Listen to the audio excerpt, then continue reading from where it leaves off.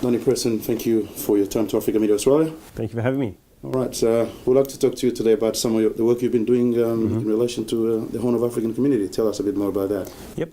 Oh, well, look, my electorate's really fortunate to have a very large Horn of African community, many of whom live in Flemington and Ascot Vale.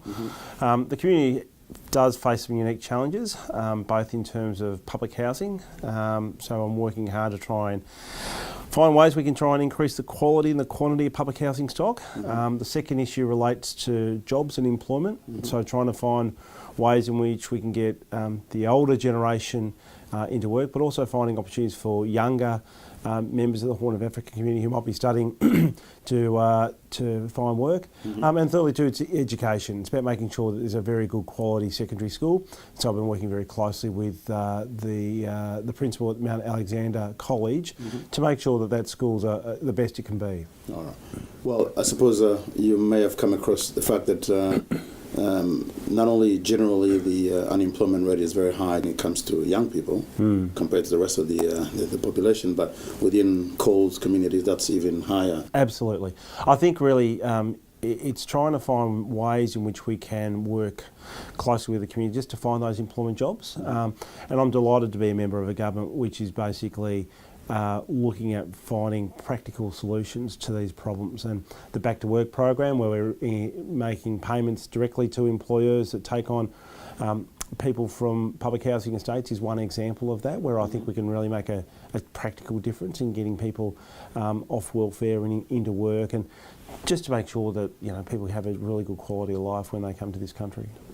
Has that program made any difference? It's a relatively new program. It's only been operational for the last 12 months.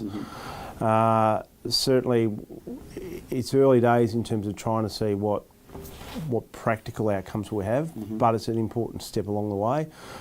Earlier this year, I had a number of employers I met with, as well as a number of community organisations up at Essendon Fields, and Essendon Fields now employs over 5,000 people. That could be a great location for many representatives of the Horn of African community to find work.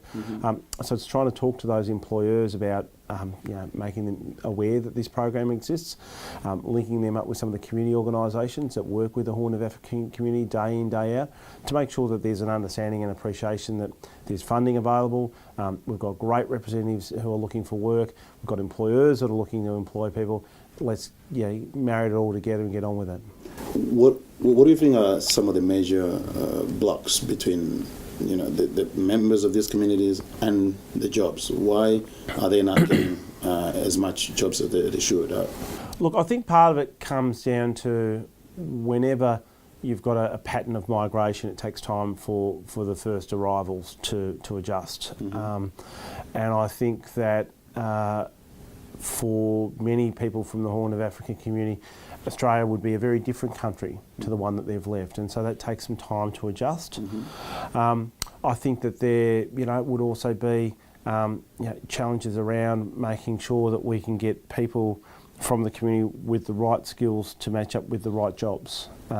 If you go back 50, 60 years ago, there were a lot of unskilled labour positions. There was manufacturing.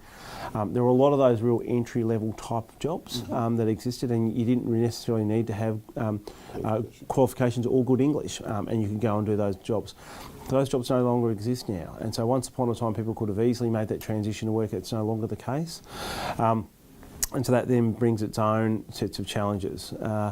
What I'm looking at trying to do is just try and find ways in which we can make sure the young people in particular, as they're working their way through universities, they can get internships with government or with businesses to get some practical experience, so they're able to find employment when they conclude their studies. The government is a big employer. Yes. What do you think the government is doing enough in terms of facilitating employment for vulnerable communities? The Minister for Multicultural Affairs, Robin Scott, is a great champion for the Horn of African community.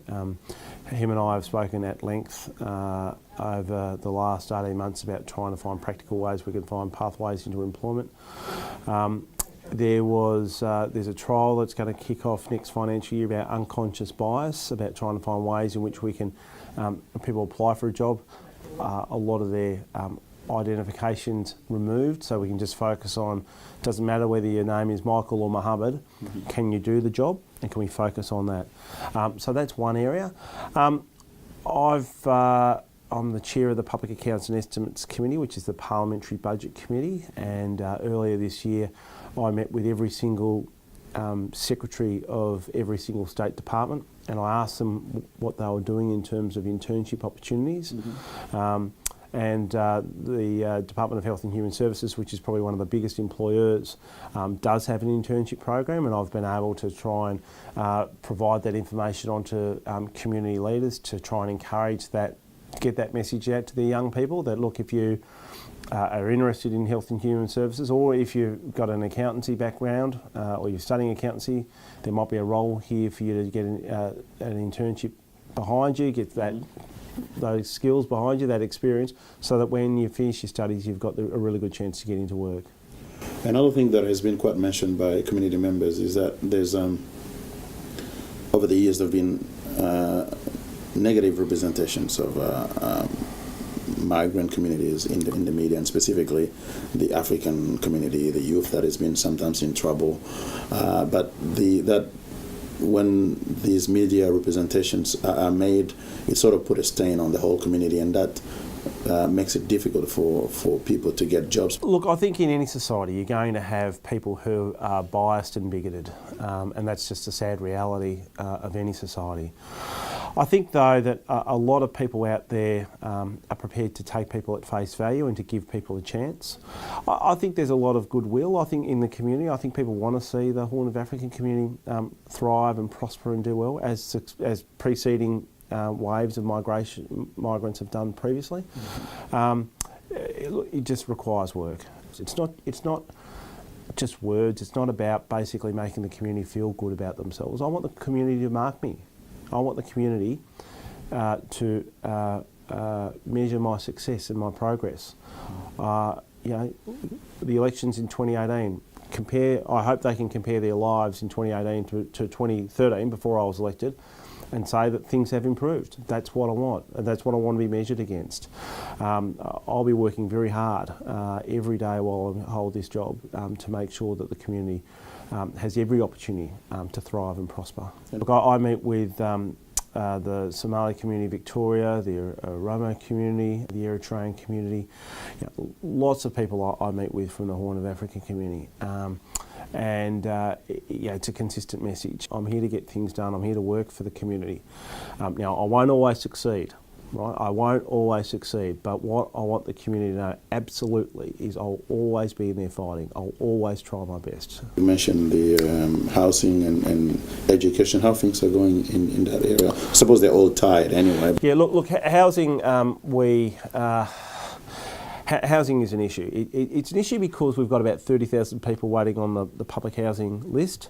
It's an issue because some of the housing's not really fit for purpose for the Horn of Africa community, so lots of 2-bedroom flats, which if you're a Somali family and you've got 5 children, 6 children, that's a problem.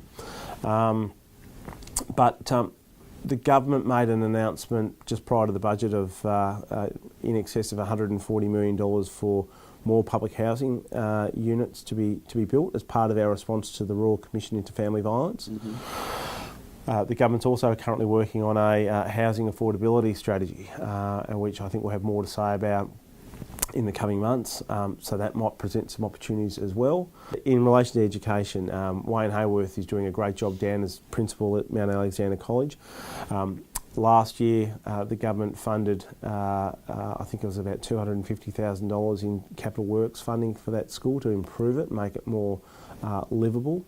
And I'm working closely with Wayne to make sure that he and his staff have got what they need to basically provide a really good, high quality education for the students, because I think that if we can make sure that kids at school get a really good quality education, that's the best way. I mean, we really want to make sure that the Horn of African kids can get to university if they want to get to university, that they get a good qualification behind them and they start to get picked up and employed in the CBD of Melbourne, where a lot of the high value, high wealth creating jobs are going to be created over the next decade, because that's what I want. You know, I want to be able to down the track in 10 years' time, 20 years' time, if I go for a meeting in a union super fund, if I go for a meeting in a financial institution, if I go into a consulting firm and I walk the floors of those businesses, I want to be greeted by people from the Horn of Africa community. You know, I want senior people in those organisations to have come or hailed from or have Horn of Africa heritage. I think that would be a wonderful thing, and that's what I'm working so hard for, because we want to create a diverse and respectful society, and we can't do that if the Horn of Africa community basically spend the rest of their lives driving taxis, living in public housing, being on welfare. That's not the Australian dream. That's not what the community has come for. The community has come for opportunities to be able to have good jobs, to have good quality healthcare, to live in a nice house, to raise their children in a safe community. That's what the community leaders tell me they want. As the local member, that's what I'm working hard to ensure happens. All right, Danny, thank you very much for Nice, coming to Media Australia. Thank you very much. Thank you. Good on you.